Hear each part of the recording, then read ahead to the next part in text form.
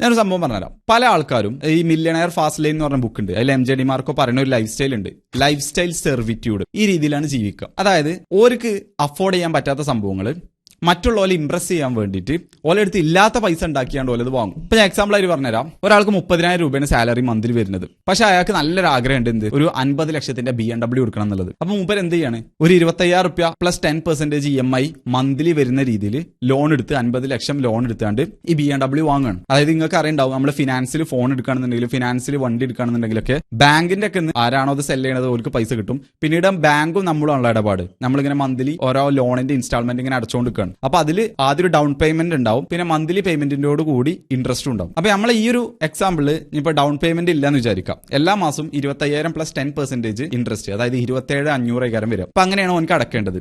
ഓനക്ക് ആകെ മാസം 30,000 സാലറി ഉള്ളൂ. അതൊന്ന് ആലോചിച്ച് നോക്കി. സ്വന്തം എക്സ്പെൻസുകൾ 10,000 15,000 ഒക്കെ മന്ത്ലി ഉണ്ടാവും. അതിന് കൂടെ 27,500 ഈ വണ്ടി ഫ്ലാഷ് ചെയ്യാൻ വേണ്ടിയിട്ടും അല്ലെങ്കിൽ അതിന്റെ EMI അടക്കാൻ വേണ്ടിയിട്ട് കൊടുക്കണം. അപ്പൊ ഇത് ഉണ്ടാക്കുന്ന ഒരു കണ്ടീഷനാണ് ലൈഫ് സ്റ്റൈൽ സെർവിറ്റ്യൂഡ്. അതായത് ബാക്കിയുള്ളവരെ ഇംപ്രസ് ചെയ്യാൻ വേണ്ടിയിട്ട് നമ്മൾ വാങ്ങിക്കൂട്ടിയ സാധനങ്ങളുടെ ലോണും കാര്യങ്ങളൊക്കെ തിരിച്ചടക്കാൻ വേണ്ടിയിട്ട് നമ്മൾ പട്ടിപ്പണി എടുക്കേണ്ടി വരും. നമുക്ക് അവിടെ ആക്ച്വലി ജീവിക്കാനുള്ള ഒരു സമയമല്ല, നമുക്ക് വേണ്ടി ജീവിക്കാനൊരു ഫ്രീഡം ഉള്ള ലൈഫ് സ്റ്റൈൽ, ഒരു ടെൻഷൻ ഇല്ലാത്ത ലൈഫ് സ്റ്റൈലിൽ ജീവിക്കാൻ സമയമല്ല.